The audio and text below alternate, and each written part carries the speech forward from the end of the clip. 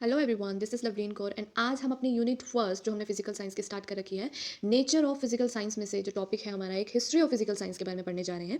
तो history of physical science देखो, कोई भी क्वेश्चन आ जाए फिजिकल साइंस के फर्स्ट आपके पार्ट में से, उसमें आपने उसका मीनिंग जो मैंने आपको फर्स्ट वीडियो में करवाया कि मीनिंग क्या है फिजिकल साइंस का, उसके नेचर के जो पॉइंट मैंने आपको दो चार लिखवाए हैं, दो चार नहीं है तो वैसे 8-10 पॉइंट है, वो आप लिख के आओगे एज एन इंट्रोडक्शन। कोई भी टॉपिक आ जाए इंट्रो के रूप में, वो तो आपने लिख के आने ही आने हैं। उसके बाद आपका जो मेन टॉपिक है वो आप स्टार्ट करके आओगे, फ्लो चार्ट्स बना के आइएगा, पॉइंट के फॉर्म में लिख के आना, तो आपके नंबर नहीं कटेंगे। मतलब इसमें यही होता है कि हमें पेजेस वगैरह देखने पड़ते हैं, पढ़ने पड़ते हैं, तो तभी नंबर मिलते हैं। ठीक है, साइंस में तो हमारा वैसे तो पॉइंट टू पॉइंट चल जाता है, फिजिक्स केमिस्ट्री मैथ्स में तो चलो क्या ही लिखेंगे, फिजिक्स केमिस्ट्री में तो जो पॉइंट टू पॉइंट हमारा आंसर है वो चल जाता है। बट बीएड के सब्जेक्ट्स में हमें खींचना पड़ता है, इलेबोरेट करना पड़ता है। तो सबसे पहले हमने फिजिक्स की बात कर लेते हैं, क्योंकि फिजिकल एजुकेशन है, फिजिकल साइंस है हमारा टॉप सब्जेक्ट, तो फिजिक्स के बारे में बात कर लेते हैं। तो जो fundamental branch of science physics को माना गया, फंडामेंटल मतलब जो सबसे इंपॉर्टेंट है, सबसे मेन है, जहाँ से सारी फिजिक्स की सारी साइंसेस की स्टार्ट हुई है, वो हमारी फिजिक्स ही है। ठीक है, उसके बाद बात कर लेते हैं कि अब डेवलप्ड आउट द नेचर के बारे में स्टडी करते हैं हम फिजिक्स के अंदर। ठीक है, और क्या बात करते हैं हम फिजिक्स के अंदर, फिजिक्स एक अल्टीमेट डिफाइन कर सकते हैं। मतलब फिजिक्स में हम मैटर के बारे में, एनर्जी के बारे में पढ़ते हैं, और मैटर की और एनर्जी की आपस में क्या रिलेशनशिप्स हैं उसके बारे में हम पढ़ते हैं। ठीक है, ओल्डेस्ट और most basic pure of science है हमारी फिजिक्स। उसके बाद हम ये पता करते हैं कि इंडिया का क्या कंट्रीब्यूशन रहा है। हिस्ट्री पढ़ रहे हैं ना, तो कंट्रीब्यूशन तो पढ़ेंगे अलग अलग लोगों का क्या रहा है। तो सबसे पहले आ जाते हैं हमारे पास महर्षि कानडा। महर्षि कानडा 200 बीसी में आए थे। इन्होंने सबसे पहले थ्योरी ऑफ एटमिज्म दी थी, मतलब एटम के बारे में बताया था, थ्योरी ऑफ एटमिज्म दी थी इन्होंने फर्स्ट टाइम। ठीक है, 200 बीसी में। उसके बाद हमारे पास आ जाते हैं बुद्धिस्ट। अब ये एटम का कॉन्सेप्ट वैसे तो बाद में आई ना, कि एटम की डिस्कवरी किसने की थी, उसके अंदर जो हमारे न्यूट्रॉन प्रोटॉन या इलेक्ट्रॉन घूमते हैं तो उनकी अलग अलग, तो सबसे मतलब एक तरह से कह दो ये इंडिया में ही डिस्कवरी हो गई थी एटम्स की। तो उस केस में बुद्धिस्ट भी बिलीव करते थे कि एटम्स होते हैं कोई मॉलिक्यूल के अंदर, माइन्यूट पार्टिकल्स होते हैं बहुत छोटे, जो हम नेक्ड आइज के साथ नहीं देख सकते। ठीक है, नेक्ड आइज के साथ नहीं देख सकते, और उनको परमाणु कहते हैं। क्या कहते हैं उनको? परमाणु कहते हैं, और उनको हम फर्दर डिवाइड नहीं कर सकते, ऐसा बुद्धिस्ट के मानते थे। ठीक है, फिर उसके बाद अलग अलग साइंटिस्ट आए, उन्होंने साइंस की फील्ड में क्या अपना कंट्रीब्यूशन दिया है वो हम लिख सकते हैं हिस्ट्री में। जैसे सबसे पहले हमारे पास है सीवी रमन।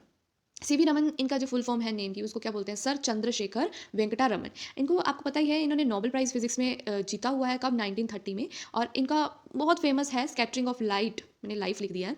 सो यहाँ पे स्कैटरिंग ऑफ लाइट आएगा। ठीक है, स्कैटरिंग ऑफ लाइट के बारे में इन्होंने बताया था हमें। ठीक है, ये तो आप जानते ही हो, एक रमन मतलब लाइट कैसे कैसे डिफरेंट कलर्स में स्कैटर होती है, ये तो चलो साइंस में चलेंगे, मतलब इनके बारे में हमने लिखना है।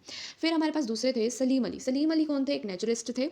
डेवलप्ड ऑर्थोनोलॉजी, मतलब ये बर्ड्स के बारे में बहुत रिसर्च करी, बर्ड्स के बारे में, उनकी कैसे देखभाल कर सकते हैं, कैसे कौन चीज़ें इफेक्ट करती हैं बर्ड्स को, कैसे हम अपने इन्वायरमेंट में एक हेल्दी बर्ड कम्युनिटी को रख सकते हैं। मतलब इन्हें बर्ड मैन ऑफ इंडिया भी बोला गया है। बर्ड्स के बारे में इन्होंने रिसर्च करी थी बहुत ही हाई लेवल पे। फिर नेक्स्ट है होमी जहांगीर भाभा। होमी जहांगीर भाभा, इन्होंने ये एक थियोरेटिकली फिजिस्ट थे, और चीफ आर्किटेक्ट भी थे ये इंडियन एटॉमिक एनर्जी प्रोग्राम के।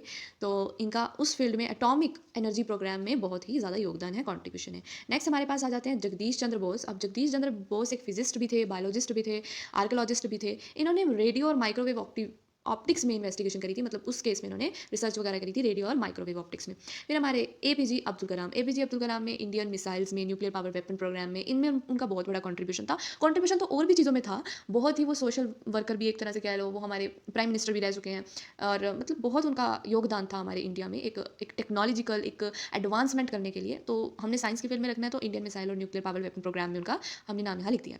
फिर नेक्स्ट है हमारा मेघना साहा। मेघना साहा एक एंथ्रोफिजिस्ट थी, मतलब इन्होंने ना साहा इक्वेशन दी थी। साहा इक्वेशन में क्या था, जिसमें केमिकल और फिजिकल कंडीशन स्टार्स की क्या है उसके बारे में एक्सप्लेन इन्होंने किया था मेघना साहा ने।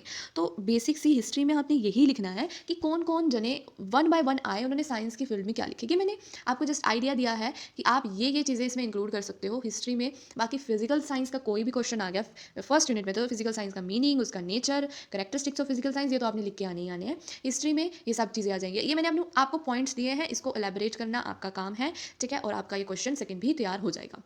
Thanks for watching, and like subscribe कर दीजिएगा। Thank you.